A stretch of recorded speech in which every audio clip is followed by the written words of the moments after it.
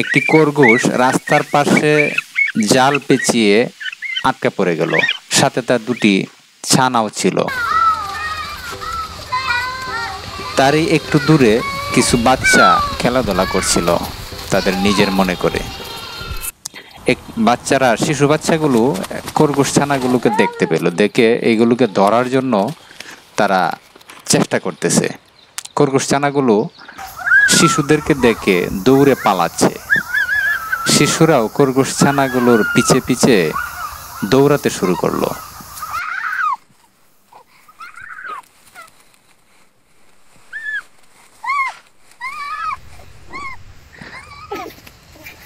দৌড়াতে দৌড়াতে এক পর্যায়ে তারা দেখলো একটি মা খরগোশ জাল পেঁচিয়ে আটকা পড়ে আছে। তারা ওই মা খরগোশটাকে হাতে নিয়ে জাল থেকে মুক্ত করলো এবং ভালোভাবে খরগোশকে একটু দেখলো যে খরগোশটা কোথাও আঘাতপ্রাপ্ত হয়েছে কিনা, সুস্থ আছে কিনা, এটা দেখলো।